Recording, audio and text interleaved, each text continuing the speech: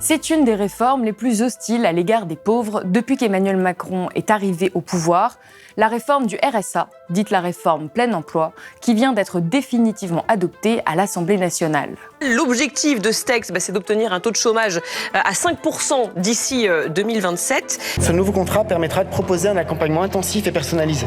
Il ne s'agit ni de travail gratuit, ni de bénévolat obligatoire. À contre-courant de l'idée de solidarité. Il faut faire beaucoup moins pour l'assisté professionnel permanent qui, lui, ne fait aucun effort. À contre-courant même de notre propre Constitution, cette réforme conditionne une prestation sociale, le RSA, pour beaucoup un mince filet de sécurité pour éviter de sombrer dans la pauvreté la plus extrême, à des heures d'activité obligatoires. La majorité propose entre autres 15 heures d'activité hebdomadaire obligatoire pour amener les bénéficiaires vers l'emploi. Il y aura dans cette réforme l'obligation de consacrer 15 à 20 heures par semaine pour une activité permettant d'aller vers l'insertion professionnelle.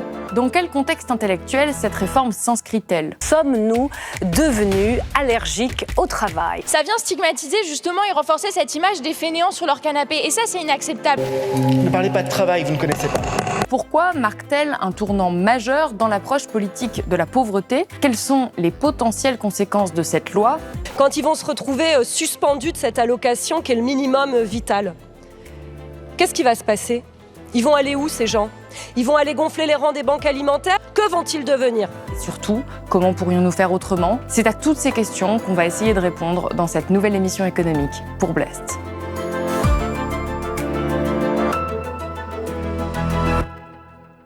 Avant d'aller plus loin, faisons un petit rappel de ce qu'est le RSA exactement et de son histoire. Dans quel contexte cette prestation a-t-elle été créée et quelle a été son évolution récente ?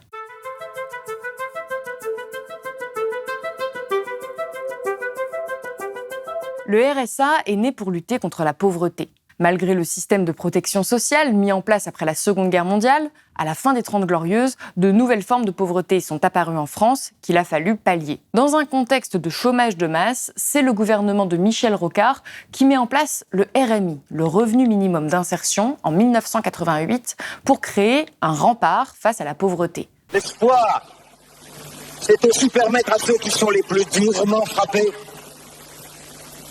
que notre société laisse partir à la dérive, que la marginalité guette, d'avoir droit à une deuxième chance. François Mitterrand écrit alors « L'important, c'est qu'un moyen de vivre, ou plutôt de survivre, soit garanti à ceux qui n'ont rien.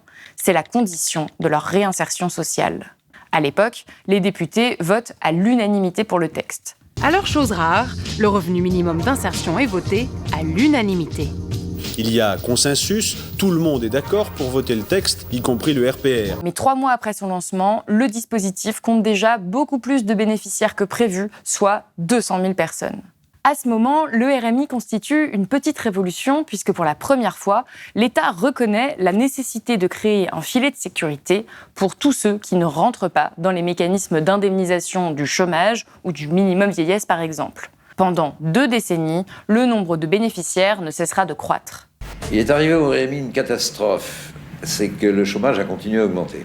À ce moment-là, le RMI, au lieu d'être le traitement d'un flux permanent, renouvelé, mais stable en quantité de chômeurs, il est le traitement d'un stock de gens en constante augmentation. En 2009, c'est un tournant. Les emplois précaires et à temps partiel se multiplient et les personnes qui travaillent mais sont en situation de pauvreté sont de plus en plus nombreuses. Il y a à ce moment 1 170 000 allocataires du RMI et ce chiffre ne baisse pas même lorsqu'il y a une période de croissance économique. Alors, dans le débat politique, l'expression « cancer de l'assistanat » apparaît. On parle de plus en plus des personnes qui ne voudraient pas travailler ou qui se reposeraient volontairement sur les autres. L'idée s'impose dans le débat public que ceux qui travaillent gagneraient parfois moins que ceux qui ne travaillent pas. Pour Nicolas Sarkozy, qui prône le « travailler plus pour gagner plus », forcément, cette situation doit être résolue et vite. Alors il transforme le RMI en RSA. En France, ce 1er juin marque la fin de 20 ans de RMI, remplacé aujourd'hui par le RSA, le revenu de solidarité active. Déjà expérimenté dans plusieurs départements, le dispositif est maintenant généralisé à l'ensemble de la France. Pour les RMistes, pas de changement. En revanche, les travailleurs aux revenus les plus bas pourront cumuler salaire et allocation. Sophie Roland.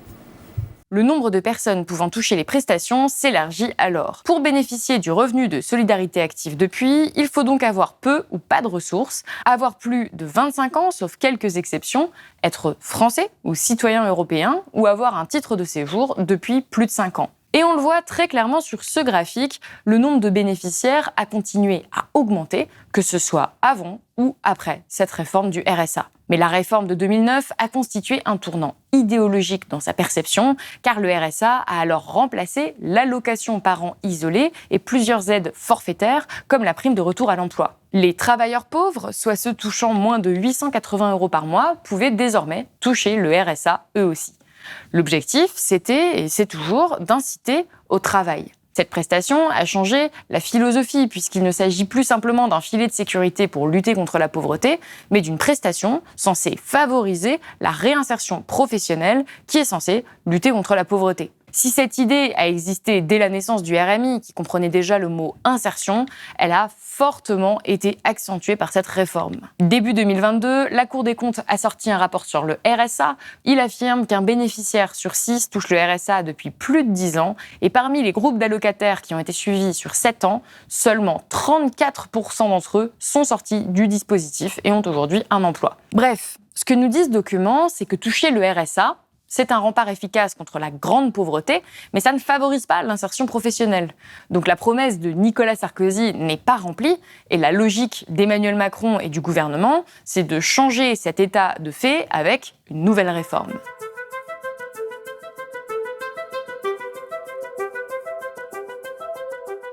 Et c'est comme ça que la semaine dernière, le projet de loi pour le plein emploi a été définitivement adopté par le Parlement. Le parti Renaissance, soutenu par la droite, a fait passer le texte après qu'il ait été validé par le Sénat. Officiellement, l'objectif, c'est d'arriver à un taux de chômage à 5% d'ici à 2027 et de mieux accompagner les personnes éloignées de l'emploi. L'idée, c'est de mieux coordonner les acteurs du service public de l'emploi, réorganisés en réseau autour d'un pôle emploi qui sera rebaptisé France Travail. Mais la mesure phare consiste à transformer les conditions d'accès au RSA. Les bénéficiaires touchent aujourd'hui maximum 608 € par personne et par mois, ce qui les place d'entrée sous le seuil de pauvreté et ne permet pas de répondre à tous les besoins primaires, particulièrement en période d'inflation. On est tout le temps en danger, on est en danger d'être mis à la porte parce qu'on ne peut pas payer le loyer, on est en danger de ne pas avoir assez à manger, on est en danger de, si jamais... Mais le moindre truc qui casse la machine à laver, le four ou un ordinateur, le téléphone, c'est un stress incroyable pour essayer de remplacer ça, on doit attendre. Le montant ne change donc pas avec cette nouvelle loi, mais 15 heures d'activité hebdomadaire au minimum seront désormais obligatoires pour les bénéficiaires, même si certains pourront en être totalement exemptés en cas de problème de santé par exemple, ou de situation familiale particulière. Le gouvernement l'assure, il ne s'agira pas de travail gratuit, mais d'un accompagnement beaucoup plus fort qu'aujourd'hui, et on reviendra un petit peu plus tard dans cette vidéo sur la nature de cette activité. Mais le point clé est celui-ci. Si les allocataires n'effectuent pas ces activités, leur allocation sera tout simplement suspendue et restera potentiellement récupérable en cas de remobilisation dans les 3 mois, sinon c'est terminé. Et ce concept est décrié par de nombreux spécialistes de la pauvreté.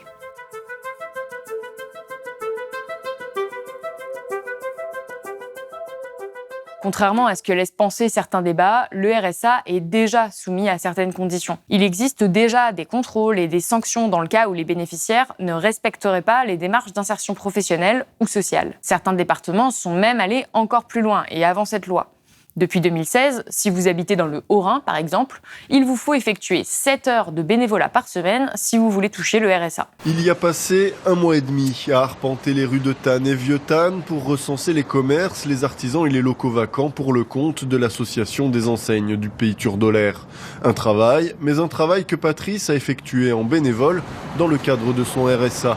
Ces contraintes ont déjà été évaluées dans une longue étude très complète sur le sujet pour la Revue économique en 2022. Conclusion, les contrôles des bénéficiaires du RSA ne sont pas très efficaces. On comprend que si beaucoup d'allocataires seraient heureux d'avoir un meilleur accompagnement, les menacer ou les sanctionner ne les pousse pas davantage vers la réinsertion professionnelle. C'est également la conclusion d'une note de la Caisse nationale des allocations familiales remise à Jérôme Guedj, coprésident de la mission d'évaluation à ce sujet de l'Assemblée nationale. La CNAF, sur le mois de juin 2022, explique que sur ce seul mois, 31 500 personnes appartenant à un foyer bénéficiaire du RSA faisaient l'objet d'une sanction pour non-respect des obligations du contrat d'engagement réciproque. Dans un peu plus de 40% des cas, le versement du RSA a été suspendu et dans 60% des cas, l'allocation a été réduite. Dans sa note, la CNAF explique que la sanction semble avoir un impact sur le droit au RSA à moyen terme. 4 mois après, la proportion de personnes qui vivent dans un foyer ne bénéficiant plus d'un droit au RSA croît sensiblement,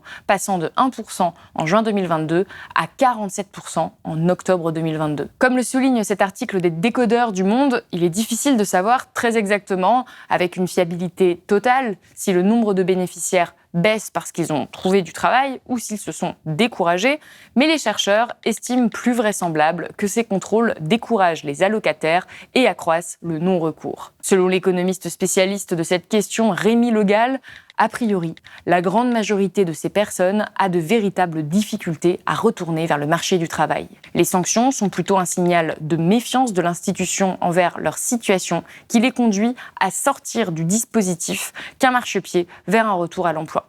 De manière générale, les études effectuées sur les contraintes exercées auprès des bénéficiaires de minima sociaux montrent que ce n'est pas efficace, et c'est pas moi qui le dis, mais Esther Duflo, prix Nobel d'économie. Depuis maintenant plusieurs années, les réactions des pauvres, justement des bénéficiaires au système de protection sociale ont été étudiées, que ce soit dans les pays riches ou dans les pays pauvres.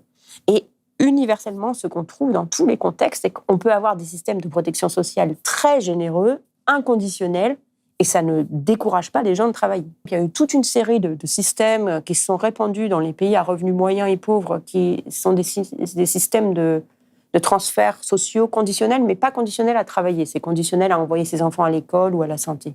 Il se trouve que tous ces programmes ont été testés dans des évaluations aléatoires, parce que, je crois, par une espèce de mimétisme, parce que le premier au Mexique a eu une évaluation aléatoire avec un groupe traitement et un groupe contrôle.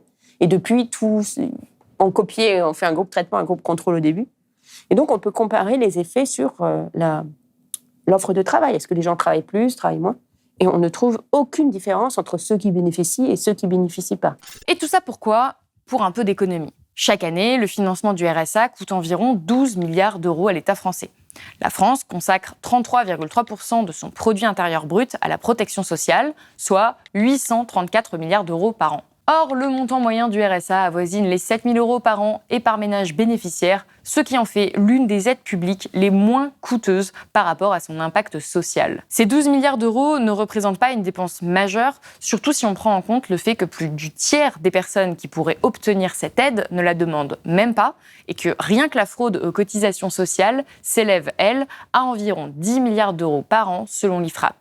Enfin, d'un point de vue très pratique, ça risque d'être compliqué pour beaucoup de personnes d'effectuer ces tâches, ces activités. Il y en a qui s'occupent de proches en situation de dépendance, qui s'occupent de leurs propres enfants, ou qui n'ont tout simplement aucun moyen de transport, par exemple. Ces personnes perdront donc leur allocation alors qu'elles ne sont tout simplement pas en capacité d'effectuer cette activité. Et ça pourrait augmenter significativement la pauvreté. Au Royaume-Uni, une réforme qui avait également pour but d'inciter au travail, un peu sur le même créneau idéologique, a eu des conséquences catastrophiques que détaille très bien cet article du Monde. La réforme du crédit universel devait rendre le système d'aide plus efficace et en même temps inciter les bénéficiaires à préférer le travail aux allocations ou à travailler davantage d'heures, c'est-à-dire exactement la même logique que cette réforme du RSA. Seulement, l'article explique que ce nouvel outil a aggravé les problèmes d'un précariat florissant. Ces millions de Britanniques qui n'arrivent simplement pas à joindre les deux bouts, même s'ils ont un emploi. Le crédit universel a notamment entraîné des dettes, des arriérés de loyer et conduit des dizaines de milliers de personnes aux banques alimentaires. Conclusion, cette réforme censée simplifier le système d'aide et inciter au travail a simplement fait basculer une partie de la population dans la précarité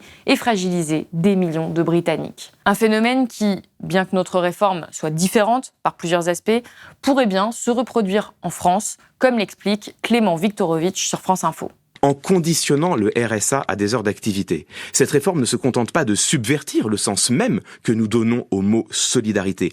Elle a toutes les chances de provoquer l'effet inverse, de les faire chercher, plonger encore plus d'individus dans la plus grande précarité. De plus, c'est une logique particulière qu'épouse le gouvernement avec cette réforme, celle de l'individualisation de la responsabilité. On revoit un régime de sanctions, on renforce un régime de sanctions à l'encontre de personnes qu'on considère comme responsables de leur situation. C'est-à-dire qu'il y a vraiment une logique de dire c'est vous les coupables du chômage en fait. Enfin, vous êtes les responsables du chômage aujourd'hui. Enfin, c'est une logique de responsabilisation, d'individualisation de la responsabilité sur les personnes. Où sont les dispositifs de pénalité pour les entreprises qui ont des discriminations à l'embauche par exemple. Pareil quand on parle, enfin c'est assez éloquent quand même d'avoir retiré le terme de réciproque dans le contrat d'engagement. Un contrat d'engagement évoqué par le voisin, la réciprocité. C'est d'une certaine manière, quand l'État, les institutions ne sont pas à la mesure du devoir, de leur devoir et d'accompagner les personnes, est-ce qu'il y a des pénalités qui s'appliquent ? Non, il n'y a pas de pénalité.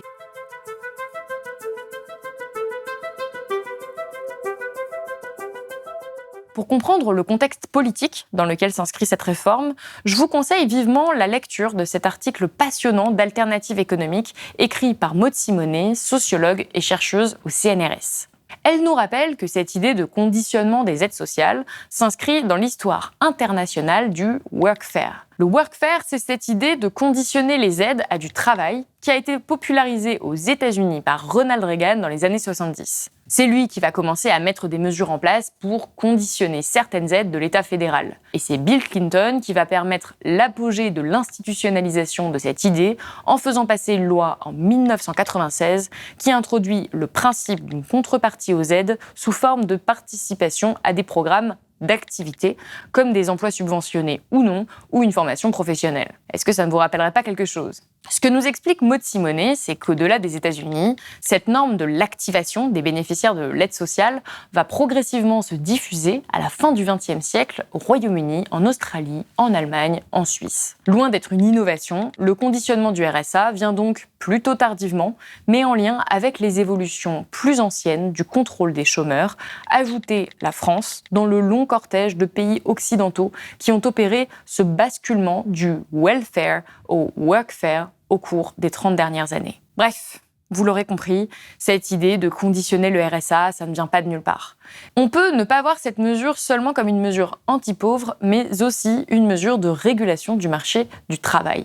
Et ça, c'est Jamie Peck, un géographe britannique, qui l'a démontré. Dans son livre Workfare States, publié en 2001, il montre que ceux qui sont soumis à ces contreparties sont une nouvelle catégorie de travailleurs forcés. Ces personnes sont obligées par l'État à accepter un travail peu ou très mal payé. Et c'est toujours dans cet article vraiment complet sur le sujet de Maud Simonet qu'on apprend qu'un sociologue américain, John Krinsky, a étudié les conséquences de ces mesures de conditionnement des aides sociales. Et les conclusions ne sont vraiment pas reluisantes. Ces bénéficiaires qui exercent une activité en échange d'allocations sont en réalité devenus des travailleurs, mais des travailleurs mal payés, sans syndicat, sans protection contre le harcèlement par exemple. Ils ont été utilisés pour les services municipaux, et ils sont des milliers dans les années 90 à nettoyer les rues de New York. Et en parallèle, surprise, le nombre de fonctionnaires municipaux, lui, a diminué. En France, on a donc une réforme qui reprend une certaine logique et débarque au milieu d'une crise des services publics. C'est donc le moment de parler d'un rapport qui est sorti il y a 2 mois et que je voulais aborder sur Blast, le rapport du collectif Nos Services Publics sur l'état du service public français. Ce collectif transpartisan livre dans un rapport auquel ont collaboré plus de 100 experts et agents de terrain un diagnostic très clair. Les services publics sont en train de craquer en France. Santé, transport, justice, police, éducation, dans tous les domaines, la courbe des besoins augmente vite et la courbe des dépenses progresse beaucoup moins vite. Résultat, le rapport fait état d'un service public minimum et dégradé. Alors revenons au RSA et à cette réforme, car le gouvernement ne cesse de marteler que non, ce ne sera pas du travail gratuit. Ce sera une activité. Mais quoi exactement ? Eh bien, le texte de loi est plutôt flou à ce sujet. Aujourd'hui, personne ne sait exactement à quoi vont ressembler ces activités d'accompagnement en fonction des territoires. Et dans les 18 départements où ce dispositif est expérimenté, certains cas ressemblent tout de même beaucoup à du travail. Dans les allées de ce cimetière, ça s'active. Il faut tout déblayer avant l'arrivée de l'entreprise qui va le végétaliser. Au total, 15 jours de chantier. Mais les employés sont en vérité des bénéficiaires du RSA. Ils travaillent 3 fois par semaine pour un total de 18 heures d'activité. Il y a quelques mois, avant que la loi ne soit promulguée, le fondateur du RSA, Martin Hirsch, s'indignait du concept. Le travail qui serait obligatoire sans salaire. La contrepartie, ça c'est une régression sociale comme il n'y en a pas souvent. C'est-à-dire que on s'est battu, Sarkozy l'avait compris, Hollande l'avait compris, pour que les allocataires du RSA, quand ils reprennent du travail, toute heure de travail mérite salaire. Est en face une fiche de salaire, les droits sociaux qui vont avec et le revenu d'un salaire. Le système français de protection sociale repose sur un principe fondamental qui est inscrit dans notre Constitution. Tout être humain qui, en raison de son âge, de son état physique ou mental, de la situation économique, se trouve dans l'incapacité de travailler, a le droit d'obtenir de la collectivité des moyens convenables d'existence. La défenseure des droits, Claire Hédon, s'est d'ailleurs opposée depuis le début à cette loi. Ce texte marque un renversement de ce qu'est notre droit constitutionnel. Ce n'est pas un acte de charité ou la reconnaissance d'un mérite individuel, c'est un devoir de solidarité qui pèse sur la nation et qui est inconditionnel. Cette réforme renforce l'inconscient collectif qui dit, en gros, que si les personnes sont dans cette situation, c'est qu'elles ont raté quelque chose dans leur vie, qu'elles l'ont bien cherché. Mais c'est l'État qui a failli, qui a manqué au respect de ses obligations. C'est la société qui a failli à aider ces personnes.